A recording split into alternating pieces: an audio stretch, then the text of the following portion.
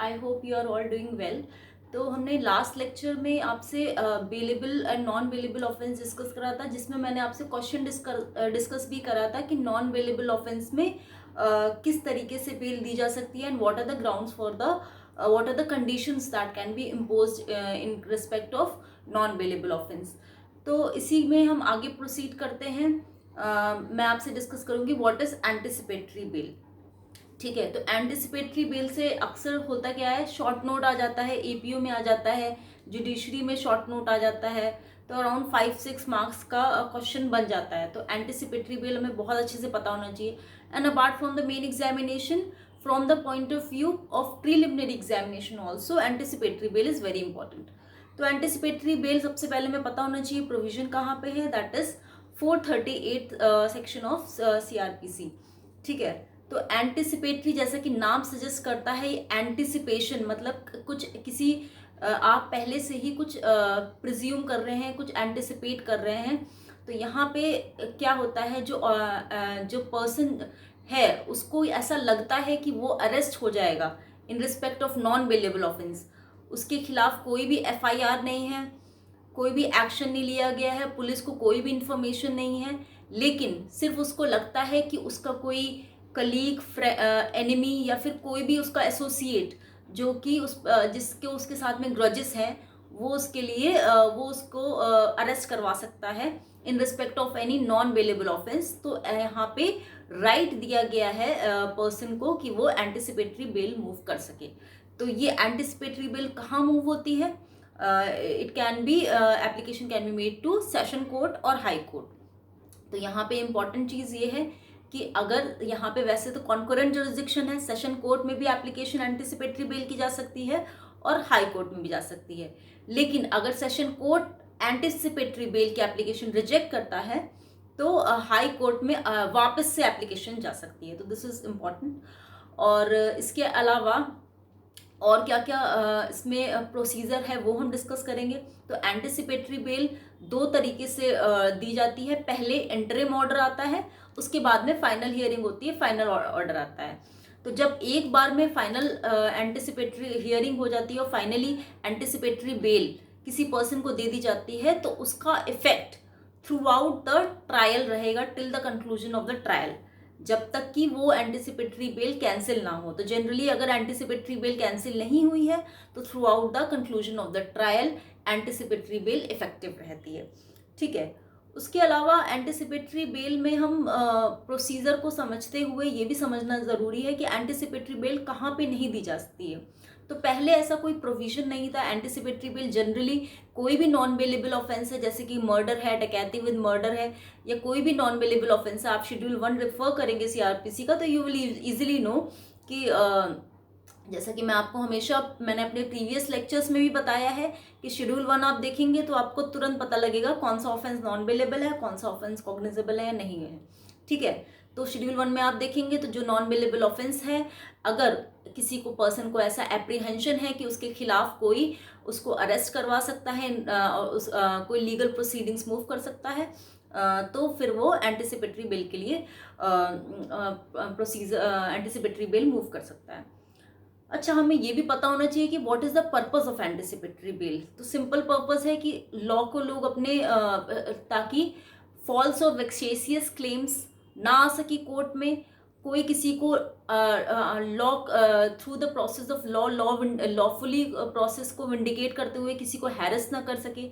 मतलब ऐसा भी हो सकता है ना कि कोई किसी के ऊपर झूठा आरोप लगा दे नॉन बेलेबल ऑफेंस का। तो इस तरह की चीज़ें लोग ना हो, इसीलिए लोगों को राइट दिया गया है कि वो एंटिसिपेटरी बेल के लिए भी कोर्ट में एप्लीकेशन मूव कर सकते हैं कोर्ट में। तो जैसा कि मैंने आपसे बताया था कि इंटरिम ऑर्डर पहले इशू होता है, फिर फाइनल हियरिंग होती है। तो पहले जब इंटरिम ऑर्डर इशू होता है तो उसके बाद में प्रोसीजर ये है कि पब्लिक प्रोसिक्यूटर को क्यों, क्योंकि जितने भी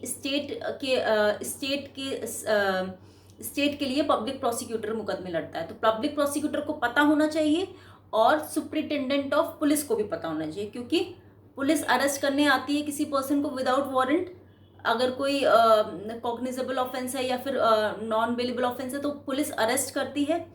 तो कोई अगर किसी ने सपोज एफआईआर मूव करी है, आप एग्जाम्पल के थ्रू समझिए, ठीक है, किसी ने एफआईआर मूव करी है इन रिस्पेक्ट ऑफ कॉग्निजेबल ऑफेंस, तो पुलिस जनरली क्या करेगी, अरेस्ट करेगी विदाउट वारंट, ठीक है। लेकिन अगर एंटिसिपेटरी बेल दी जा चुकी है तो पुलिस अरेस्ट नहीं करेगी। तो इसीलिए यहाँ पे नोटिस दे दी जाती है जब इंटरिम ऑर्डर इशू होता है कि इस पर्सन को एंटिसिपेटरी बेल देनी चाहिए, तो एक इंटरिम ऑर्डर की नोटिस दी जाती है पब्लिक प्रोसिक्यूटर को और सुपरिंटेंडेंट ऑफ पुलिस को 7 दिन पहले फाइनल हियरिंग के। तो मतलब सपोज अगर फाइनल हियरिंग है 30 अक्टूबर को, तो 7 दिन पहले यानी कि 23 अक्टूबर को उसको उससे पहले 7 दिन पहले नोटिस दे देनी चाहिए, ठीक है।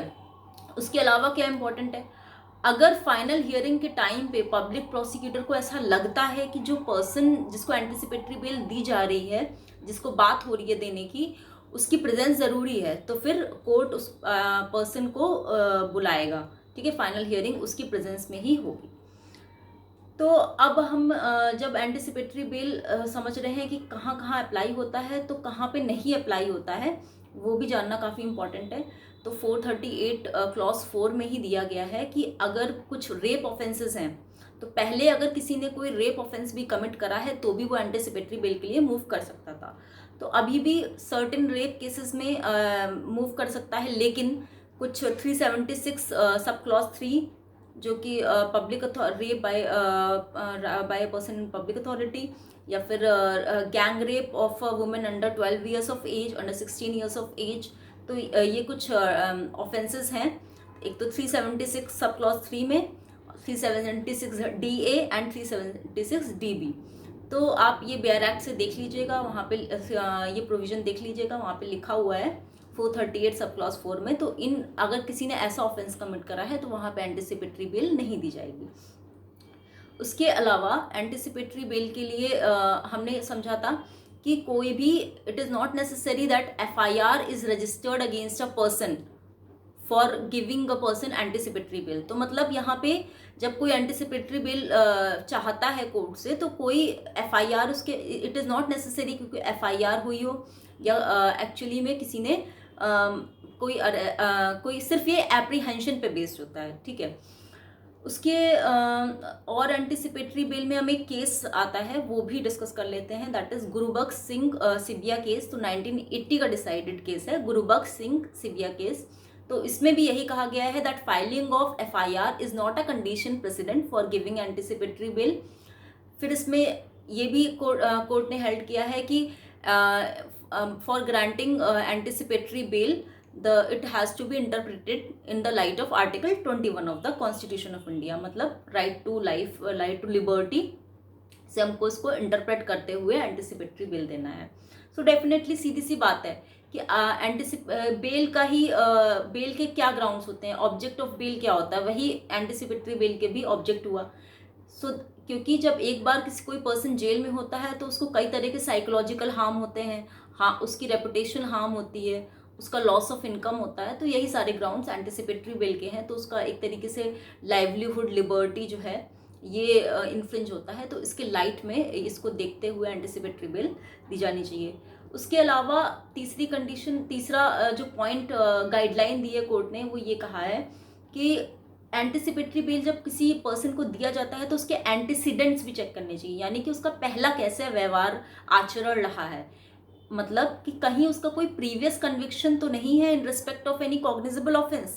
तो अगर कोई प्रीवियस कन्विक्शन नहीं है तो जनरली एंटिसिपेटरी बेल दे दी जानी चाहिए। तो ये जो भी है, anticipatory bell is a matter of, it is not a right, it's not a matter of right, it's a discretion of court for granting the anticipatory bell, ठीक है। तो ये कुछ कंडीशंस हैं जो कि गुरुबख्श सिंह सिबिया केस में कोर्ट ने गाइडलाइंस है जो कोर्ट ने दिया हुआ है, और इसको आप देख भी लेंगे क्योंकि आप आपके बेयर एक्ट के फुटनोटिंग में भी दिया होगा, और इसको आंसर में अपने इंक्लूड करेंगे। उसके अलावा conditions, what are the conditions for granting anticipatory bail. तो कंडीशंस यही होती हैं कि जो किसी पर्सन को जिसको एंटिसिपेटरी बिल दिया जा रहा है वो he will not leave India without the permission of the court, and he will not threaten any witness, he will not threaten any witness to prevent him from disclosing facts to the court or to the police officer. ठीक है.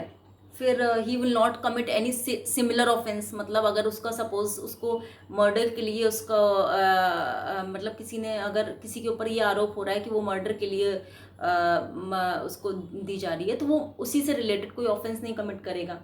ठीक है. तो ये सारी conditions हैं that is given in the section itself, section 430.